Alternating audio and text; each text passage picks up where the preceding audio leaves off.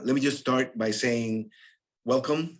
We are very happy that you're here. We are happy that you're here because we know that you are involved in something dealing with supporting the community of individuals who sometimes are not able to help themselves. And sometimes they might just need a leg up, or sometimes they might just need the idea that you bring. So thank you for being here.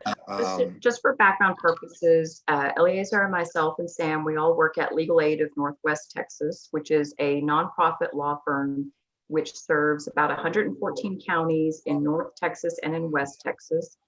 Primarily, we provide individual services, free legal services for individuals in civil areas of law. So anything from family law to landlord-tenant law to expunctions, or kind of a variety, public benefits, a variety of areas, of practice areas where individuals need assistance.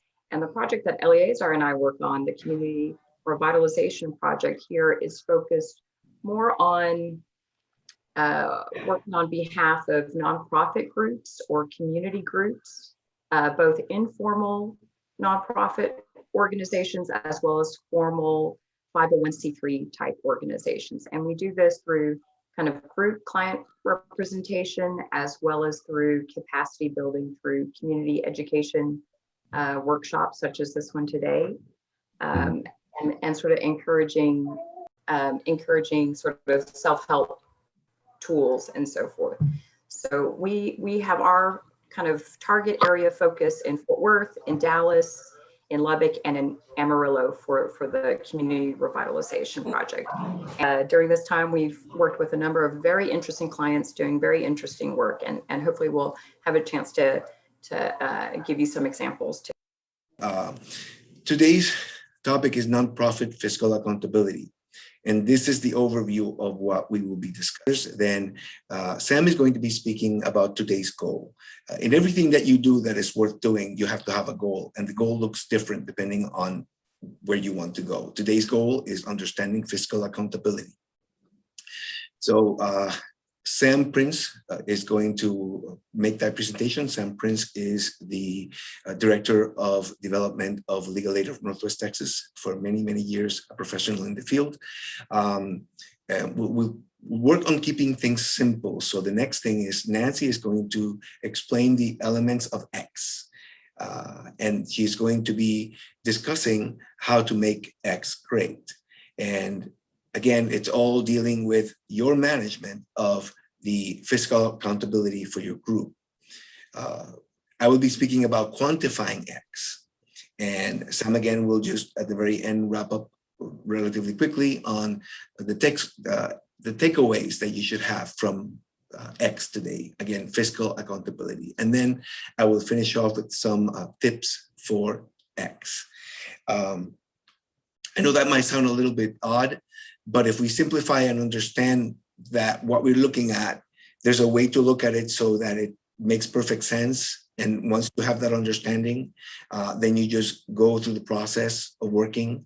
And then the more that you go, the more improved you are. I wanted to add to the Community Revitalization Project's history that for the past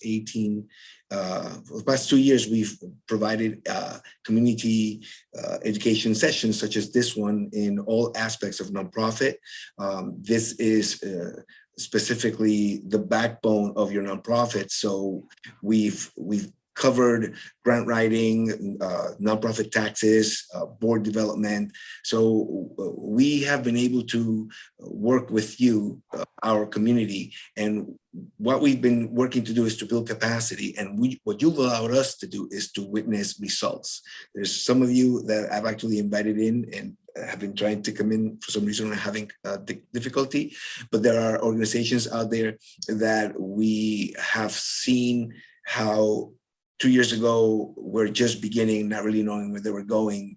And in 2 years, they've had amazing exponential growth. And it's basically following the instructions of what needs to get done so that you can understand whatever your goal is, whatever your X is. So Nancy, do you want to add anything else before I move on to Sam? No, not at this time. Okay, thank you. So we have again Sam Prince, Director of Development of Legal Aid of Northwest Texas, and he is going to start us off with this picture.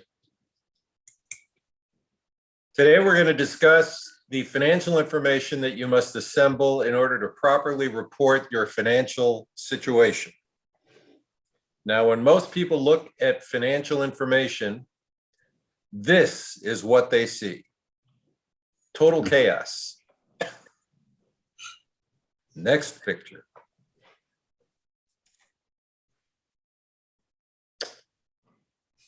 Now, the financial information that you need to assemble is designed to help fiduciaries operate with the appropriate perspective when managing your group's financial results. People who feel responsible for your organization need some basic information in order to develop, for lack of a better word, perspective on where you are and what you're doing. The easiest way to do that is to assemble financial information so that they have a thorough understanding of the nonprofit's various components and how they effectively work toward continuing to improve the organization's situation. Next. Now, some people refer to those who assemble numbers as bean counters. This is generally considered less than an ideal compliment, but it does in a way portray that they are in fact counting all of the various things that you do in terms of dollars and cents. For other people, it's more of a number mosaic.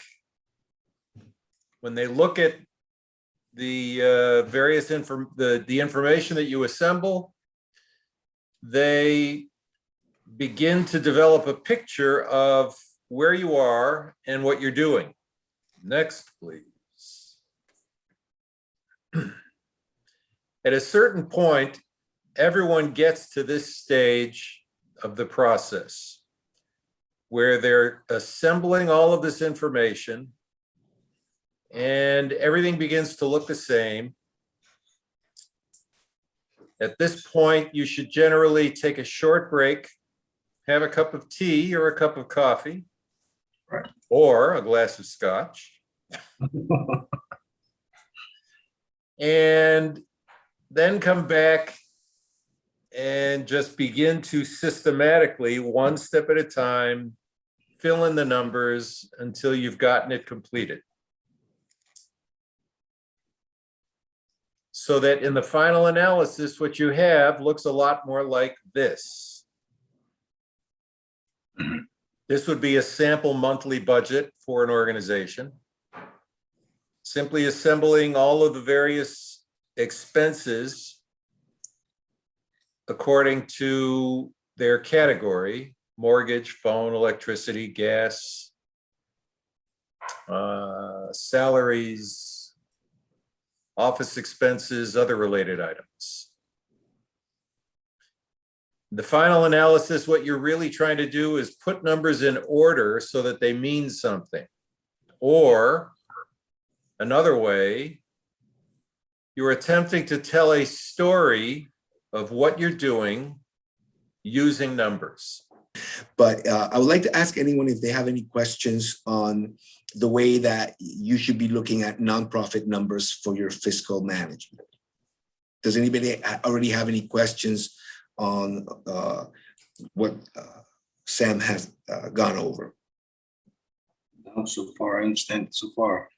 It's just trying to grab that number and show exactly what's going on with your story on the philanthropy and how it works through the numbers. Very well said. When we began to put this together, we did it with the idea that when you present numbers for a grant or loan application or any funding, the entity that is looking at it, if they are versed in giving money for worthy causes, they can look at your numbers and tell if something is missing, or tell if something is too much. So they have sort of like an X-ray vision. And if you understand that the fact that you are able to look at numbers and maybe understand everything about them, that's a perspective that is good to have, but the perspective that needs to be had by people who are managing the organization's fiscal reporting is understanding how everything is categorized, which is what we're going to get into next. We're going to go into some terms, understanding X, the elements of X. Nancy is going to work on that. But to do that, you need to understand some concepts that maybe fly around when people are talking. In a meeting, somebody might say something and you might not understanding. So we're going to be discussing all of the elements of X and how to make that understanding great. And for that, we're going to have Nancy, we're going to hold out in the event that the story that we were waiting for does make it. If not, I can share some with you. But for now, let's go with Nancy, again, who is a staff attorney at Legal Aid CRP. And Nancy, take it away. Okay. So here we have a list of different financial documents that you may want, that you may already be in the practice of preparing, or you may be looking to prepare this year. And just kind of going through them, the financial statement is the topic we're going to cover in most detail today. Here, the financial statement is something that for your internal operations, say you're a board member, or say you're an executive director of the organization, you want to be able to update your financial statement quarterly and have the board review it on a quarterly basis, right? That's one of your internal mechanisms for your own fiscal transparency, your own fiscal accountability. Where are we on the budget, right? And when we were talking about the financial statement earlier, we were, Sam and Eleazar and I were talking about sort of the different type of method an organization might have. They might be documenting this on a monthly basis, right? So you have 12 financial statements kind of accumulating over the year, accumulating over on a quarterly basis. But Eleazar mentioned, if you're a new organization and you're really looking to put the various steps in place, you might be recording your revenue, various income on a weekly basis, right? You might even hire a bookkeeper to keep your books for you, right? And so this is documenting your revenue, cash gifts, gifts from institutions, grants, for example, as well as in-kind gifts. That's a topic we've focused on previous workshops. The idea that if you're getting in-kind support, either through professional services or volunteers, or kind of if you're focusing on providing food or clothing and you're getting those donated to you, what you want to do is quantify that by using an in-kind receipt that you're giving to the donor, and you're asking the donor, please assign a value. What is the value of this gift? And you're going to plug that into your records, as you go on a monthly basis. But that financial statement, again, we're going to focus on that more today, but that's really going to document your revenue and your expenses. And we'll use different words, but basically that's what we're describing.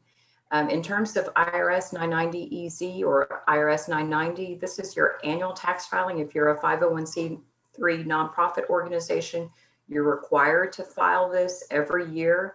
This is a type of document. Not only do you want to have your kind of quantitative information, your numbers in place for this, but you also want to use descriptive language to brag about yourself or to identify your kind of key program accomplishments. What are the metrics that you can use to describe how you are accomplishing your mission as a nonprofit organization? If you provide services like neighborhood supports, how many people are you helping? Or if you have a type of approach where you have a partnership, maybe you have one of the groups that we work with, they provide neighborhood supports at various apartment buildings in Dallas. And so what they have is they've arranged to have in-kind support from various apartment buildings that provide them with an apartment space to use to kind of operate their after school programs out of, or whatever kind of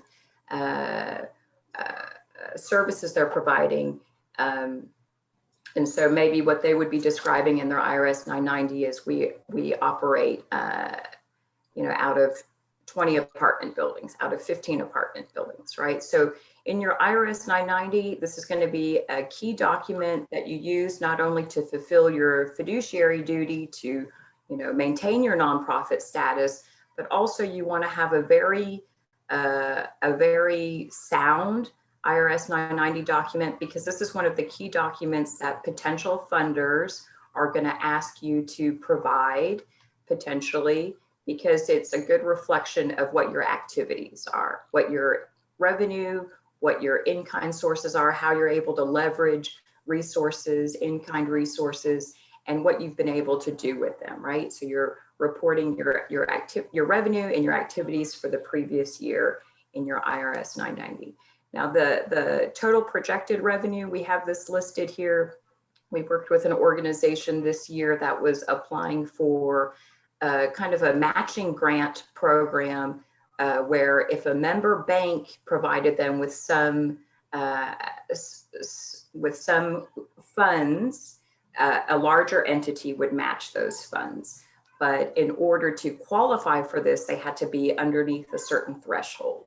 So the total projected revenue was one of the documents they asked for. This just identified what are kind of resources they already have, what are resources they expect for the year. And again, we urged the group that we were working for to quantify their in-kind resources. They had received a technical assistance grant with professional services from an organization. And by quantifying those services, which were valued around $25,000, that showed that this organization was receiving $25,000 in-kind support and was working on programs and activities to kind of follow through, to be part of that technical assistance grant and also to do follow through.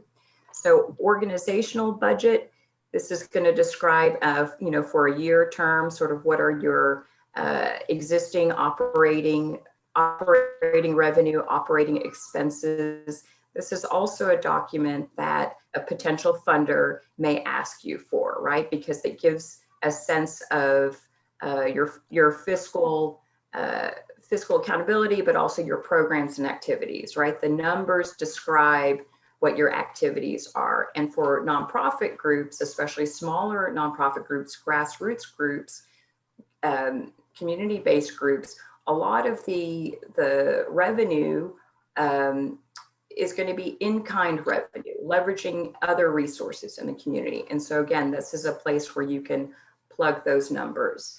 Program budget, here we're including this. This is something that a potential funder may ask you for if you're looking to apply for a specific type of grant. Let's say it's a grant for up to $30,000, and they're asking you to describe what you would do with that $30,000 to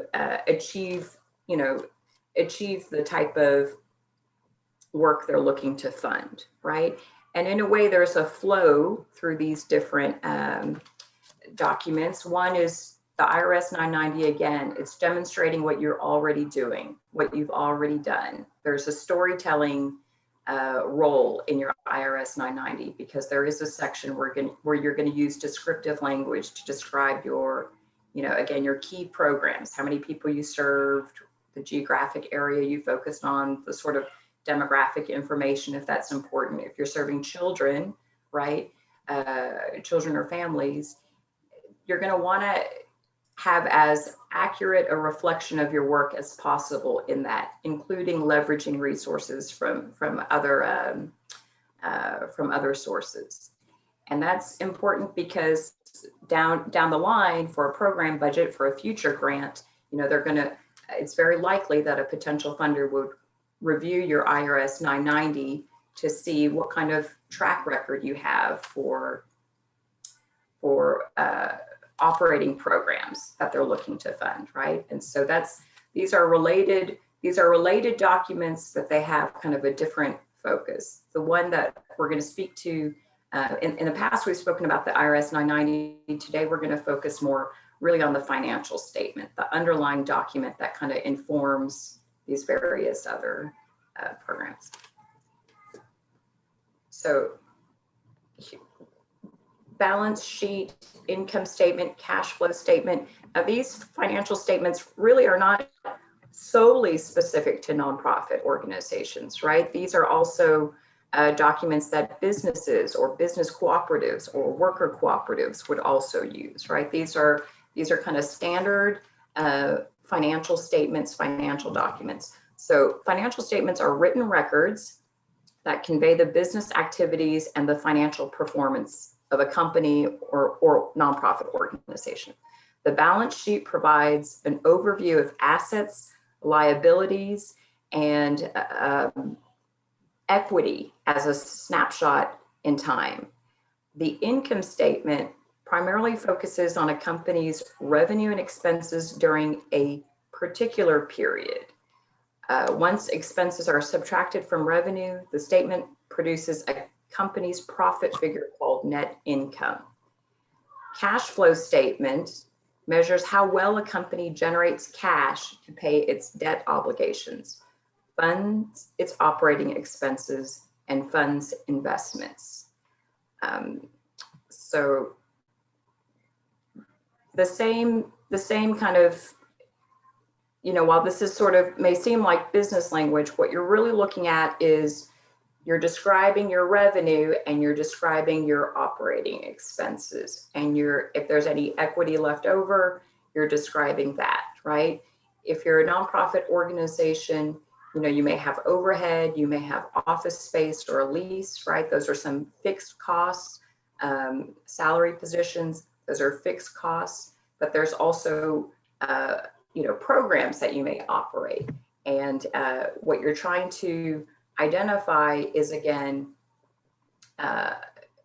your assets, your liabilities, but also your revenue and expenses, right? Just different ways of expressing what's coming in and what's going out. Sam, do you want to add anything here? Okay. So assets, balance sheet, liability, and equities, similar assets. Do you have any equipment? Do you have any building space? Liability, what fixed costs do you already anticipate? What fixed cost must you, the phone bill, who's going to pay for that, right? There's a process for making sure that you have the revenue or assets to cover your liabilities, right? Are you fiscally solvent, right? Is the question. Next, here I think we're, the bookkeeping, again, this could be done on a weekly basis. If you're just starting out, maybe you're looking to do it on a weekly basis, right? It gives you the greatest control. It can be done on a monthly basis, right? It can be done internally by a board member, by a staff, a director, if you have that person, a staff member. It could be done by an external bookkeeper, right? An accountant who's quantifying the information for you. But the important thing to remember is that the board, as the fiduciaries of the organization, have a role in, an oversight role in making sure that the bookkeeping and related financial and documents are being prepared. But the underlying components, the X, piece here is plugging in the numbers on a regular basis, both for small donors, formal grants that you might receive, high net worth, gifts that you might receive, in-kind support that you might receive. You want to be in the habit of having someone assigned to the task of tallying these various revenue sources, gifts of different kinds, and then also the expenses. The good thing about your expenses is that they more or less, may be steady, right? Maybe sort of fixed over time. But as you receive, say you were to receive a significant grant, then you would want to spend those dollars. And so your expenses, upon the receipt of that grant would grow, right? Because you're doing something, either hiring more staff or producing publication materials or what have you to deliver the programs and services. So the bookkeeping is the way on as a fiduciary nonprofit organization, it's the way you're showing what you're receiving and how you're spending it. And board development, I think the point that we want to make here is that the board, you may have a diverse board, and it may not be their role to prepare this document necessarily, but you should be comfortable with reading it, comfortable with understanding it, comfortable with seeing if there are any glaring mistakes, and comfortable presenting this. If one of your roles as a board member is to raise money, some types of institutions that you might reach out to, government entities, banks, foundations, what have you, they're going to want to see your records, right? And it's better for you to be comfortable and transparent with those records and have them, prepared to the best of your ability to provide them in a short turnaround time. So some of this you're doing for your own internal operations, but you're also doing it for your external outreach to potential funders, right?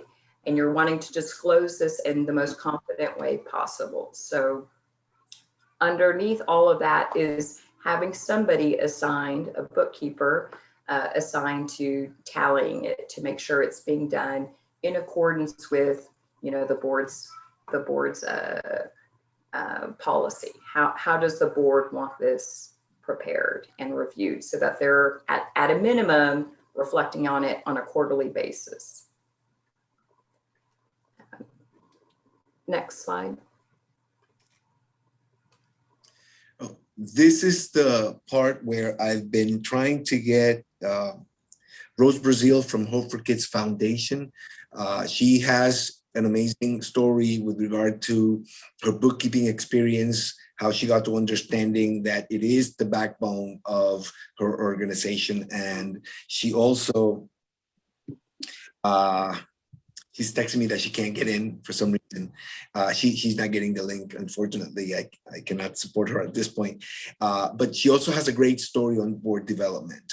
And I'm going to just step in her story and just say she had come up to me about last year in September and said that she was having a hard time because of the pandemic, was having an effect on volunteers. And so I asked her what she was trying to do and came up with the understanding that, and I told her, it is not that you are not able to get volunteers. It is that you need an active board of directors. An active board of directors is a board that is working with you to support what you are looking to accomplish. You're doing really great, on a shoestring budget, and sometimes you don't even have it. There's like the shoestring is frayed, and you're doing a lot of work, but you're doing it all your own. You need to take the same passion, give it to somebody else, make sure that they join your board and teach them how it is that this machine works. So she has an amazing story.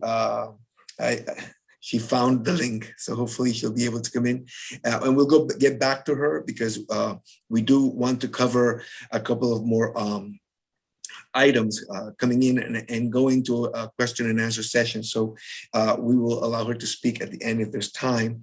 But just to speak on this, you need experience. This is the work through. You have somebody that has a small tool that enables you to maintain track of what came in, what went out. And then you have a group of people who are coming from different perspectives who you need to explain to them, these are these numbers. And Sam was explaining that some of them are going to come in and they're going to just look at a hodgepodge. You need to be able to explain it in a way that makes sense. That's why the bookkeeping and the budgeting is so important. All right, so we're going to go to a quick question and answer session. If anybody has any questions on anything that we have discussed so far. Okay, very good. Thank you. Okay, so if no questions, we're going to go into quantifying, which is something that I think that this is what actually stumps most nonprofits or groups that are looking to provide nonprofit reporting in 990s, because it's to them a lot of information that they need to keep track of.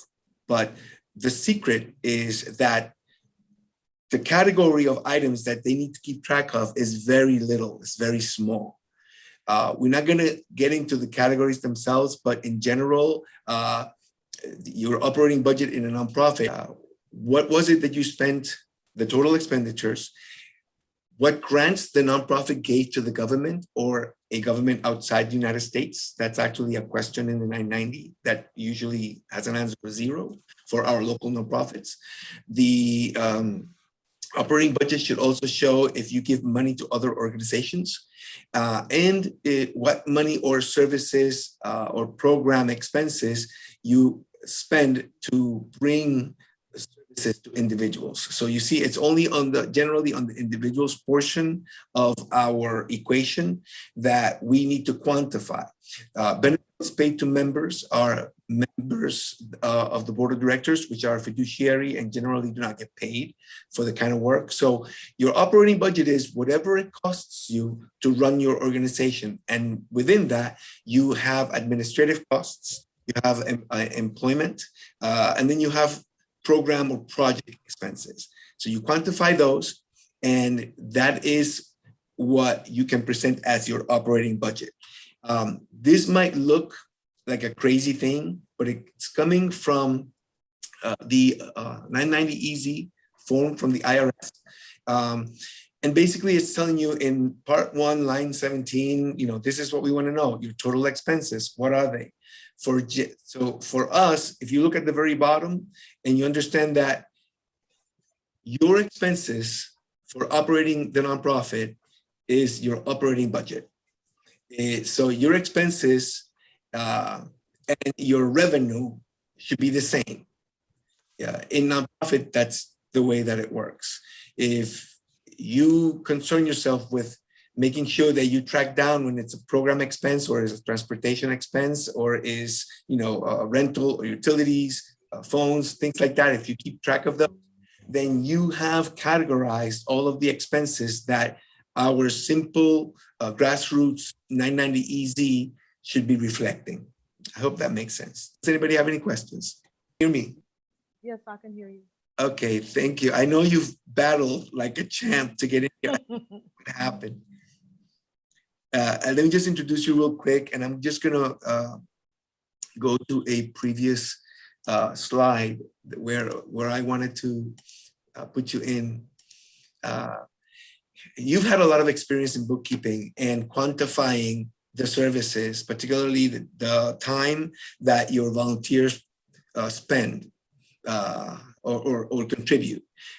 Can you tell me, what you've learned in increasing your revenue by quantifying the things that you quantify? Are you speaking about my income? Your in-kind, whatever, yeah, specifically your in-kind, but also your volunteers put in a lot of time and you keep track of those hours like there's no mañana. Yes, each event that we have, I have a sheet printed out. I print out what the event is, and I have my volunteers sign their names and the hours that they work.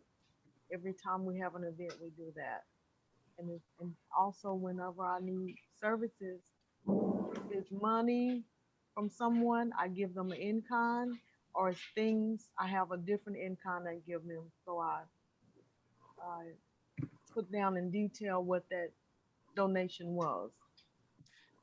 So it is, if it's actually cash, you give them a cash receipt or a receipt for cash. If it's an item Yes. or a service, you give them. And you were telling me that you walk around with those things like you want to get rid of all of them. I do. I keep them all the time. I always offer that. And some people have us to pay some money, and then we make up for the difference in the in-kind. And you keep track of that with the receipt that you hand them. I give them a receipt, and I have a receipt as well.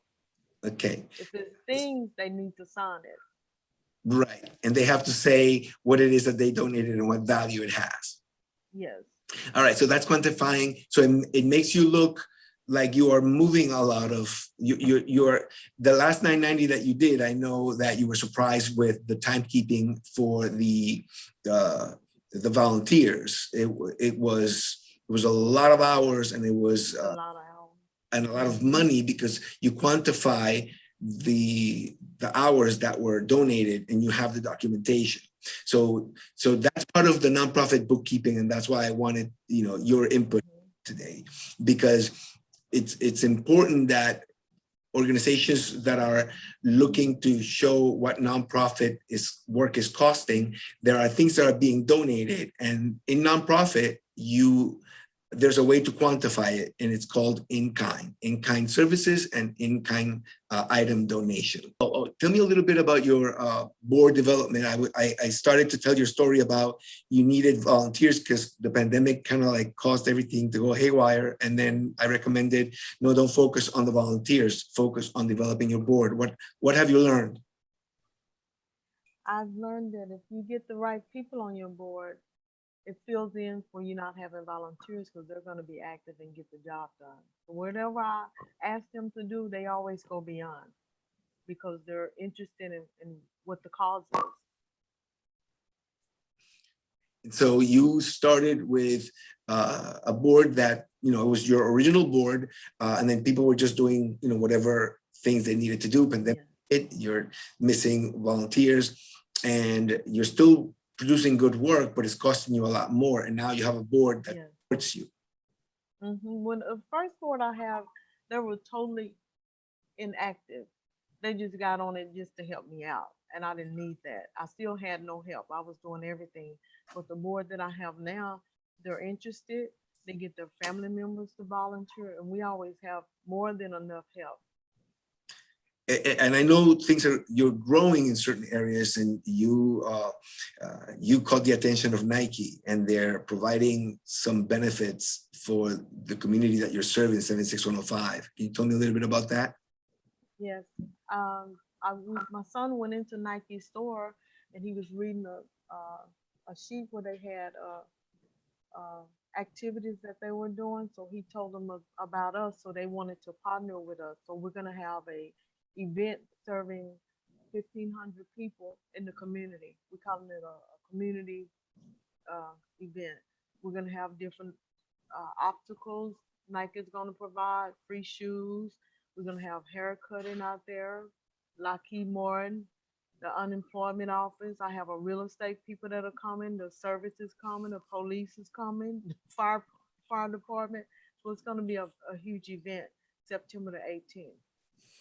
It's amazing just to hear it, because just a year ago, we were having problems with volunteers. Yes. So thank you for sharing that, Rose. Rose has been with us since inception. 2 years ago, she received services and obtained the 501c3 for her nonprofit efforts. And she's followed us in all of the workshops, and is one of our top volunteers. When we to know what we were going to talk about, we'll say, hey, Rose, what problems are you having? What's going on in your, what's your nonprofit doing that, that. I'm sorry? In July, we're having a fundraiser. All my entertainment, I got most of them with in-kind. I got over $2,000 worth of entertainment with in-kind. That's wonderful. So, so again, board development, good bookkeeping, so that you can keep the board appraised of, what the skeletal structure, which is your fiscal accountability, to what it's looking like. Thank you, Rose. You can always feel free to continue to share. I'm going to just move this along. We're almost we're at the tail end of this. Let me just get to where we were. When you deal with 990 Easy, you don't have to worry about all this stuff. I know that it looks like just a lot of information.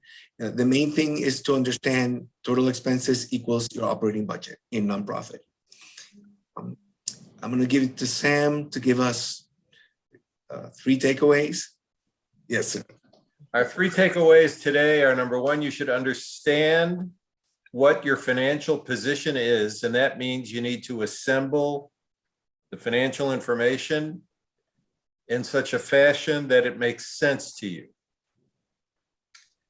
Secondly, you need to work through that information so that you can produce the documents needed to show everyone else that would be looking at your financial records that you're managed properly. And then third, you should constantly work on improving your program and your revenues and expenses so that you show yourself to be an efficiently run, effective organization. Very good. Thank you for coming, and I'm happy to release you within 1 hour of starting. Go and light your world, everyone. Thank you. Thank you very much. God bless. God bless you guys. Bye. Thank you for coming. Thanks for coming, Mark. Raymond. Yes. I'll reach out to you. I spoke to Suits for Judah. You know, I just want to make sure that we stay connected on that project that you guys have. It's amazing. Yes. We're still working on finalizing some more paperwork, and still trying to get some groundwork on some of the helping needs services that we're providing also in the community at Crossville, helping the homeless. I'm pairing up with George, who is a decade philanthropic person, and he's been doing this service stuff for such a long time. And I'm excited to just team up with him and really just get the groundwork and learn exactly what he's been doing, and really just kind of expand on it myself and really take it home for myself and bring it across the nation. I really think we have a good step here and a good network right here. You guys are doing amazing work, and I love seeing this. I'm fired up, and I really can't wait to kind of show you guys exactly what I have in store, and really just kind of team up with you guys and, get this going, because it's something that's been on my heart. And I really know you guys would just, be ecstatic and just fired up with me when you guys hear what we have. No, I know a little bit, and I know that a lot of the community, just a lot of the community in general, it's your program is simple, it's big-minded. Yeah. It reminds me, your program reminds me of Suits for Judah's mission, which is to save the world. Yeah. To change the world. Yep. That's, you guys are, I know that you have the same energy. Yeah. I know that the way that you are going about it, where, it's not about the money, it's about how many can we help. That I know that's going to make it a very successful program. I believe that. Definitely, as you develop, consider the ways that you want to roll it out. There's a lot of what you have. It could be, you could, what is it? It could be a trademark, but also you could you just register what you're doing, copyright what you're doing. It depends on what you want to do. So I know a lot of, it's big, it's huge. It's out there. It has a lot of moving parts, but the parts are very specific. And all it is just for Sam and Nancy. By the way, these folks that you see are just amazing friends that we work together. They're always here to share their wisdom and to help me to just, do something that allows me to feel like I'm doing something for my community. But, they're pillars. And so anyway, I think it's outstanding. I'm just shocked that this is available. It's just amazing. Well, thank you. I wanted to say to Sam and Nancy a little bit about what you're doing, which is he's interested in educating low-income individuals into understanding how the stock market works, not in selling them something, selling them an app or a system, but really teaching them this is what you should be looking at. And he's connected with individuals who are in the industry that have a like-minded sense to make a production of something that's going to help individuals. So that's just in general. When he began to tell me all the details, I was like, oh my God, I'm also with somebody else who's also speaking about investing, but in a different perspective. They're just Wow. perspective. Yours is more, let's help the people. Yeah, let's help people get out of their situation, and let's bring the need that they, can be independent individuals back in the community. Yeah, no, absolutely, absolutely. So that's all I want to say. I want to let Nancy and Sam go. I know that they do have lives. So and thank you, Raymond, for Yes. for No, thank you. This is great.